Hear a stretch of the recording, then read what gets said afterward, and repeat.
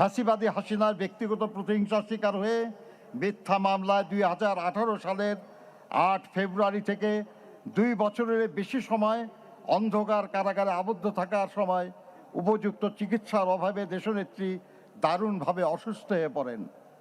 সমগ্র দেশবাসী সাক্ষী। পায়ে হেঁটে তিনি কারাগারে প্রবেশ করেছিলেন, কিন্তু নির্জন কারাগার থেকে তিনি বের হলেন চরম অসুস্থতা নিয়ে। দেশ বিদেশের চিকিৎসকদের মতে পরবর্তীতে গৃহবন্দিত্বের 4 বছর তাকে বিদেশে চিকিৎসার সুযোগ না দেওয়ার কারণেই তার অসুস্থতা বৃদ্ধি পেয়েছে এবং তার ফলশ্রুতিতে অবশেষে তাকে মৃত্যুর কাছে হার মানতে হলো এই অপরাজয় নেত্রীর।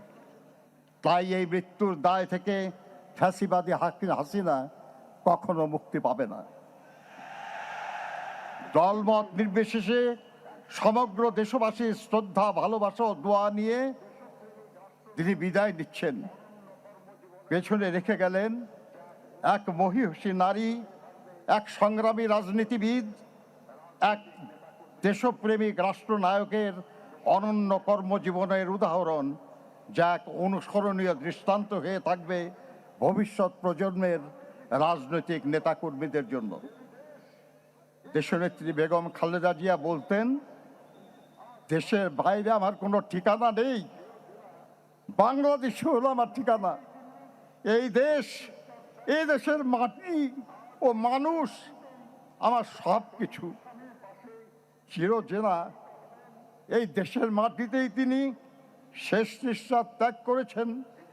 আজ এই দেশের মাটিতেই তার শহীদ স্বামীর পাশে তিনি শায়িত হবেন চিরদিনের জন্য,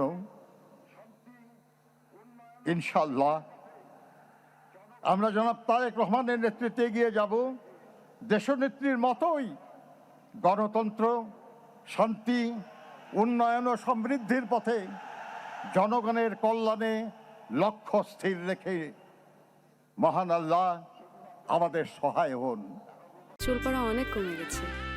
থ্যাংক ইউ মা। চুলের ভিটামিন জুই মাল্টিভিটামিন কোকোনাট অয়েল।